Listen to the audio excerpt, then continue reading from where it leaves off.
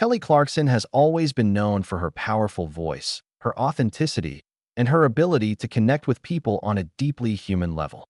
But in recent months, that connection has taken on a quieter, more intimate tone as she navigates an incredibly personal chapter of her life, one defined by loss, resilience, and the unbreakable bond between a mother and her children.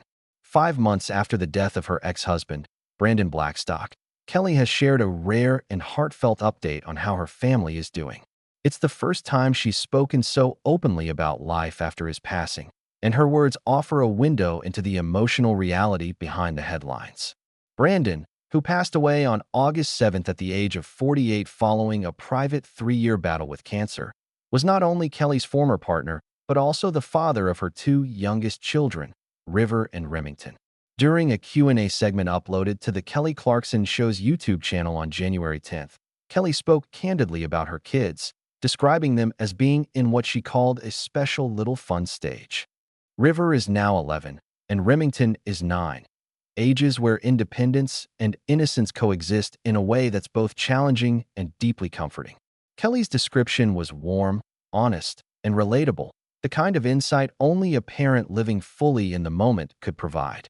She explained that her children are old enough to take care of themselves in small ways, yet still young enough to crave closeness, affection, and reassurance.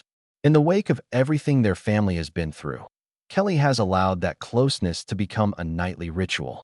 She shared that her kids have been sleeping with her quite often, a choice rooted not in routine, but in emotional need, both theirs and hers. Kelly admitted that her bedroom has become crowded. Between her 2 dogs, her 2 kids, and herself, space is limited. But rather than seeing this as a disruption, she described it as something deeply special. Those quiet moments at the end of the day, when the lights are low and the world feels far away, have become her favorite time. The conversations that happen during those moments, she said, are pretty cute, filled with honesty, curiosity, and the kind of emotional openness that often comes only when children feel truly safe. It's a portrait of grief that doesn't center on despair, but on connection.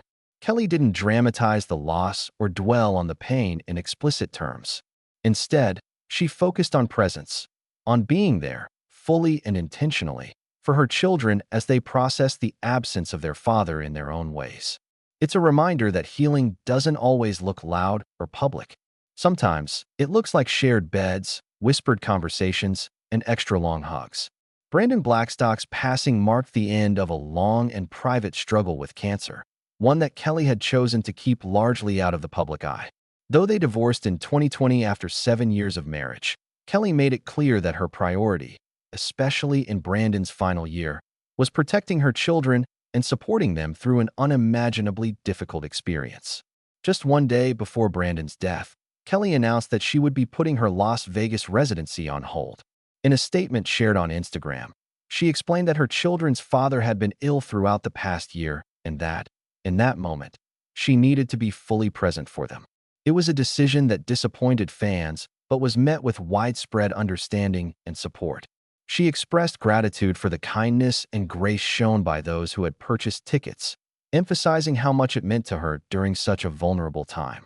The message reflected the same values she later spoke about in her Q&A. Family first, always, even when it comes at a personal or professional cost. Brandon Blackstock was more than a talent manager or a public figure tied to a famous name. To those closest to him, he was a father, a son, a brother, and a friend. Following his death, tributes poured in from family members, including his older children from his previous marriage to Melissa Ashworth. His son Seth, who is now 18, shared an emotional message on Instagram just one day after Brandon passed away. In his post, Seth described his father as his best friend and spoke about the pain of having to grow up without him physically present. Yet, even in his grief, there was gratitude for the kind of man his father was and for the relationship they shared. Seth wrote about knowing his father would now be watching over him, seeing his life unfold from what he described as a bird's-eye view. His words captured both the heartbreak of loss and the enduring sense of connection that many feel when they lose a parent too soon. He ended his message by saying that there was no one else he would have wanted as a father, a testament to the impact Brandon had on his life. Brandon's daughter Savannah, now 23, also shared her own tribute, focusing on the spiritual journey she and her father experienced together in the final months of his life.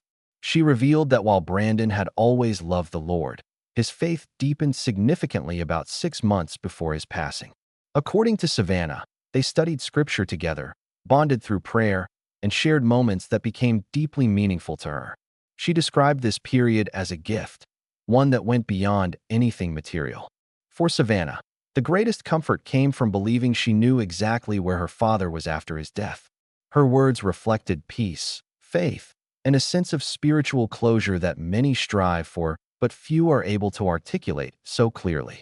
All of these stories together paint a fuller picture of Brandon Blackstock's life, not defined solely by his illness or his death, but by the relationships he built and the love he gave to his children.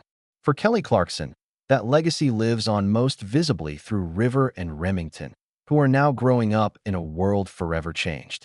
Kelly's openness about letting her kids sleep with her, about embracing closeness rather than pushing through grief with forced strength, resonates with many parents who have faced loss. It challenges the idea that healing must follow a strict timeline or that children need to be pushed toward independence immediately after trauma. Instead, Kelly's approach is rooted in empathy and emotional safety. She hasn't positioned herself as having all the answers. If anything, her words suggest that she's learning alongside her children, navigating each day as it comes. And while her life may be lived in the public eye, these moments, the crowded bed, the late-night talks, the shared comfort, remain profoundly human. In speaking out now, 5 months after Brandon's death, Kelly Clarkson has offered more than an update. She's offered reassurance to anyone who's struggling through grief while trying to stay strong for others. She's shown that vulnerability and strength are not opposites, and that sometimes the most powerful thing a parent can do is simply be there. What makes Kelly's reflections especially powerful is how understated they are. There's no attempt to dramatize the situation or frame it as a triumphant comeback story. Instead, she speaks with the quiet honesty of someone who understands that grief doesn't resolve itself neatly, especially when children are involved. Her focus remains steady on what matters most in this season of her life: emotional presence, stability, and love. River and Remington are at ages where they understand more than adults sometimes realize, yet still lack the tools to fully articulate what they're feeling. Losing a parent at such a formative stage can reshape a child's sense of security and identity. Kelly's decision to keep them close, literally and emotionally, reflects an awareness of that reality. By allowing them into her space, into her bed, and into her quiet moments, she's creating an environment where questions, fears, and feelings are welcome. Those nighttime conversations she mentioned are especially telling. Anyone who has spent time with children knows that the most honest thoughts often surface when the day finally slows down. In the dark, without distractions, kids tend to ask the questions they've been holding on to. Kelly's description of those talks as pretty cute doesn't diminish their importance. It highlights how tenderness and depth can coexist, even in the midst of loss. It's also worth noting how Kelly balances protecting her children's privacy while still acknowledging their experience. She doesn't share details about their grief or how they're coping in specific terms. Instead, she gives just enough insight to show that healing is happening in small, meaningful ways. It's a careful balance, one that reflects her long-standing effort to shield her kids from unnecessary public scrutiny. Kelly and Brandon's relationship may have ended years ago, but their shared responsibility as parents never did. Even after their divorce in 2020, Kelly spoke respectfully about Brandon as the father of her children. That respect became even more evident during his illness, when she chose to step back from professional commitments to prioritize her kids' emotional needs. Putting her Las Vegas residency on hold was not a small decision. It represented months of preparation, financial investment, and anticipation from fans. Yet Kelly didn't hesitate to make her choice clear. Her message at the time was calm, sincere, and unapologetic. She didn't ask for sympathy, only understanding. And for many, that decision reinforced why she has remained such a relatable figure despite her immense success. In an industry that often rewards constant visibility and relentless productivity, Kelly's willingness to pause stood out. It sent a quiet but powerful message: Success means little if it comes at the expense of your children's well-being. That perspective has long been part of Kelly's public persona, but in this context, it carried even more weight. As time has passed since Brandon's death, Kelly has slowly returned to sharing glimpses of her life, but always on her own terms. This recent update didn't feel like a calculated public statement. It felt like a natural moment of openness during a conversation meant to connect with fans, not impress them. There's also something deeply human about the way Kelly described her crowded bed. It wasn't framed as chaotic or overwhelming, but as comforting. Dogs, kids, shared space. It's messy, imperfect, and full of warmth.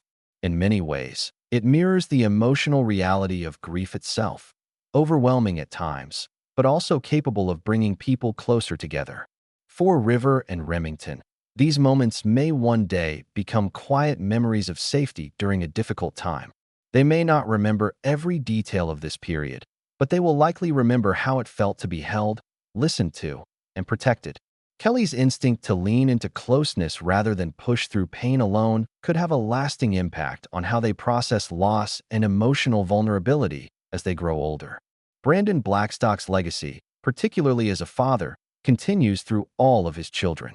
The words shared by Seth and Savannah offer insight into the kind of man he was in private, devoted, loving, and deeply influential in their lives. Their tributes were not performative. They were raw expressions of love and gratitude, shaped by different relationships but united by loss. Seth's message carried the voice of a young man standing at the edge of adulthood, suddenly without the physical presence of his father. His words reflected pain, yes, but also pride. Pride in who his father was and in the bond they shared. That sense of pride is often one of the strongest emotional anchors for those grieving a parent, and it was evident in every line he wrote. Savannah's tribute, rooted in faith, offered another dimension of Brandon's final years. Her description of studying scripture together and watching her father's spiritual hunger grow added depth to the public understanding of his journey. For her, faith provided meaning and reassurance in the face of loss, and sharing that publicly seemed to be both an act of remembrance and healing. For Kelly, navigating this landscape means honoring Brandon's role in her children's lives while continuing to move forward as a family.